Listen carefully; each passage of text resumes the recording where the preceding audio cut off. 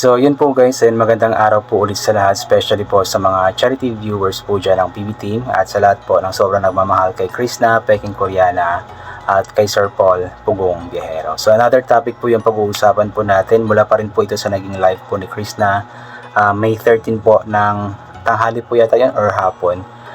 Kung saan nga po, di ba, ay masakit nga po ang kanyang ulo dahil nga po sa mga problemang iniisip, tapos nalalagas ang kanyang mga buhok. So may nag-comment po doon na iwasan na nga daw po ni Krishna yung sting. At sinagot naman po yun ni Krishna na iniiwasan na nga daw po niya yung sting, kumbaga huminto na daw po siya sa pag-inom ng sting. So nakakatuwa lamang po yun kasi nga po nakikinig si Krishna sa mga payo po sa kanya ng kanyang mga lolo, lola, tito, tita. So isa po yung magandang palatandaan na kumbaga si Krishna po is nag-i-improve, unti-unti po siya nagbabago. Yung mga bad habits po niya like pag-inom ng mga energy drink ng sting is iniiwasan na po niya kasi alam po niya na na masama po talaga sa katawan yun. And siguro nababasa po niya yung mga comments ng mga taong nagmamahal po sa kanya na dapat iwasan na yung mga ganoong bagay kasi nga po hindi nakakabuti sa katawan, sa halip ay nakakasama sa katawan. Kasi di ba pansin po natin dati sa mga vlogs po niya, nakikita po natin siya na umiinom po siya ng sting. So di ko alam kung gaano kadalas, pero kahit na paminsan-minsan siguro talagang hindi siya maganda, hindi siya tama. At isa po yun sa reason kung bakit nga ba nagkakaroon ng insomnia, hindi makatulog ang isang tao, just like Krishna. So isa po yun sa reason kung bakit nga ba hindi siya nakakatulog po ng maayos dahil nga po sa sting po na iyon. At yun nga, marami pong mga nakapansin nun, maraming mga nagbigay ng advices, mga suggestions, ganito ganyan, na iwasan po niya ang pag-inom ng sting. At maging ako is gumawa po ako ng reaction video about dun, di ba, na kumbaga dapat iwasan po niya kasi based sa aking experiences talagang hindi siya maganda. Kasi isa din po yun sa reason kung bakit nagkaroon po ako ng insomnia, yung sting. At nagkapasalamat po tayo ng malaki kasi nga po nakikinig na po si Krishna ngayon. Sumusunod na po siya sa mga payo, magagandang payo po ng mga taong nagmamahal po sa kanya. At para sa ating mga viewers, mga charity viewers, mga nagmamahal po kay Krishna, is malaking bagay po yun sa atin kasi kumbaga hindi po nababaliwala yung mga payo natin sa kanya, hindi niya binabaliwala yung mga suggestions po natin sa kanya, talagang sinusunod po niya ito kasi alam ni Krishna na lahat naman po ng mga suggestions, mga advices po natin is hindi naman para sa ikakasama po niya kundi para sa ikakabuti po niya. So yun po yung magandang palatandaan na mahal po ni Krishna tayong mga viewers, tayong mga nagmamahal po sa kanya kasi nga po sumusunod siya sa kung ano yung magagandang payo natin sa kanya. Kaya sana magtuloy-tuloy na po na maiwasan na po ni Krishna ang sting at maging yung pagkakape siguro minimal na lamang or kumbaga moderate na lang. Kung dati mga 5 cups yata siya a day or 6 cups ganoon, so bawasan na lamang po siguro 1 to 2 cups a day, okay na po iyon. Then mas damihan na lamang yung pag-inom ng tubig. So kapag nauuhaw siguro instead na sting or kapag medyo matamlay or something like that, so siguro instead na sting or soft drink, siguro ang inumin na lamang is tubig na malamig. So siguro ganoon. So hindi ko alam kung tama po yung suggestions ko, pero yun po kasi yung ginagawa ko ngayon. Dati is napakahilig ko rin kasi sa soft drinks, kasi hindi ako kumbaga satisfied kapag tubig, pero yun nga, medyo iba talaga yung result kapag laging yun po yung iniinom. Kaya nagtubig-tubig po ako, malalamig na tubig, kahit na alam pong bawal din naman pala yung malamig na tubig kasi nakakapagpalaki pala ng tiyan yun, totoo pala yun. So anyway, yun po, at least meron siya, mas okay siya kumpara po dun sa sting or energy drink or soft drinks, di ba? Mas okay po yung tubig. So sabi nga po nila na at least 7 to 8 glasses a day. So kung kakayanin, so why not, di ba? Para at least yung katawan po natin is maging maganda po yung kalusugan. Kasi sabi nga po nila na isa sa pinaka best po na gamot po sa mga sakit-sakit sa katawan isang pag-inom ng tubig. So mas maganda po yun para kumbaga natural lang, tubig lang, kukuha ka lang din sa gripo or so hindi mo na kailangan pang gumastos pa pumili ng kung ano-anong mga inumin dyan para sa satisfied yung pagkauhaw mo or yung tamlay mo. So tubig-tubig lang, ganoon po, di ba? So ang galing ko magpayo-payo, pero ako mismo minsan umiinom ng soft drinks, pero at least minsan na lamang po talaga. Maliban na lamang kung may occasion, so no choice kailangan uminom ng kasi mahirap namang kumain ng kumbaga oily foods tapos tubig lang. So parang sa katawan, pero at least paminsan-minsan lang, hindi siya araw-araw ba na umiinom ng ganoon kasi napakabawal po talaga. So anyway po, basahin po natin yung ilan po sa mga komento ng mga taong nagmamahal po kay Krishna at concerned po sa kalusugan po ni Krishna.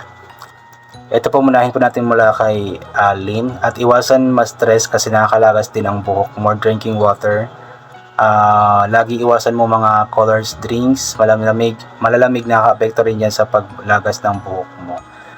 Yun nga po, iwasan na nga po yung stress, and yun nga po, yung pag-inom po ng more water. Sabi po nila kapag stress ka daw po is uminom ka ng tubig is nakakawala daw po ito ng stress. So baka totoo po yun.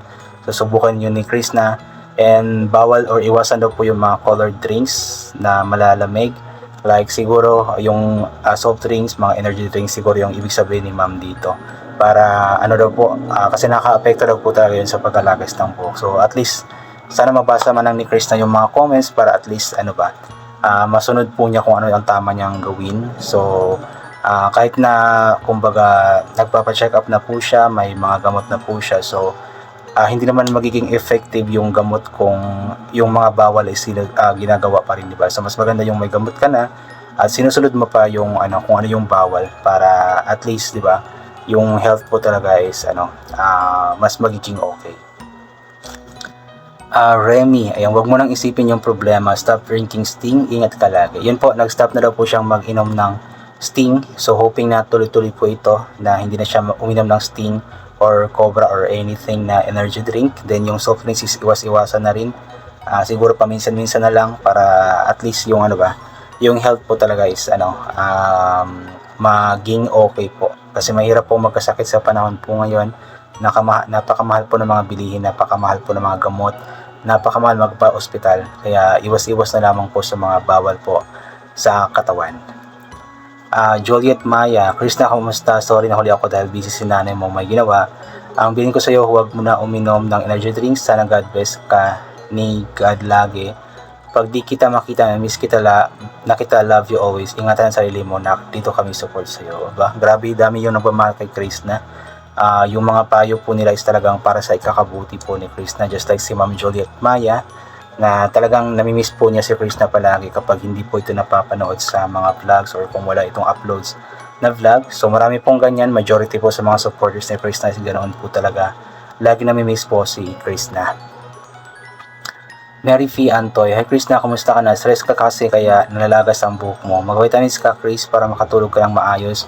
Huwag ka nang magkape at energy drink kaya hindi ka nakakatulog. Ingat ka palagi, God bless. Yun nga po yung isa sa reason din po yung kape tsaka energy drink po, yung siguro yung nasobrahan siguro sa caffeine yung katawan ba, kasi di ba yung kape tsaka yung energy drink may caffeine po yun. So yung caffeine po, isa po yun sa kumbaga ingredient na nakakapagpagising sa isang tao, yung nakakawala po ng antok ng isang tao.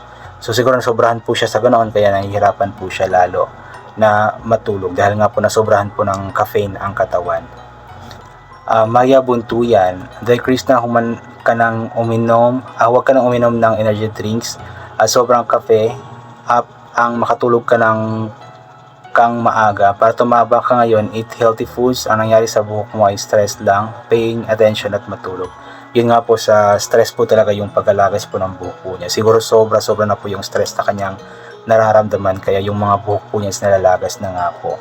So thanks God naman para sa akin, kahit na sobrang stress po ako, hindi naman dumating sa punto na nalalagas yung mga buhok ko. So ibig sabihin hindi pa ako ganoon ka-stress siguro katulad ng stress na nararamdaman ni Krishna. Mila Kabakit, nakita kita minsan uminom ka ng Sting ba yun? Iwasan mo ang mga energy drinks. Always drink water 7 to 8 glasses a day. Yun nga po, tama po yung sinabi ko kanina, 7 to 8 glasses a day nga daw po ng tubig para kumbaga maging maayos po yung takbo, yung daloy po ng ating mga dugo-dugo or mga liquids sa katawan. So sana sundin po ni Krishna at nating lahat din. Slayer Tong, ayan, lesson ang maasid na inumin and mangoes na hilaw. Wag na din uminom ng Cobra Sting at iba pang energy drinks and soft drinks. Nakaka-apekto din ang sweets sa hormones kaya naglalagas ang hair mo. Don't use shampoo everyday, pati conditioner. You can take coffee in the morning basta nakapag-breakfast ka na. Avoid din ng mga oily foods. Mag-watermelon ka or cucumber as juice. Better na mag-adult milk ka before bedtime magpa-general check-up ka para sure baka meron kang vitamins na need or supplement para malaman mo din yung tamang diet na need mo. Uy, ang ganda po nito. Ito po yung pinaka-complete and precise na na comments na aking nabasa, pinaka-precise and complete na suggestions, advice po na aking nabasa mula sa comments. So sana mabasa ito ng Krista at sana sundin po niya ito kasi para ito sa ikakabuti din po ng kanyang katawan. So anyway, I think hanggang dito na lamang po muna itong gagawin ko na reaction video. So God bless po and bye for now po.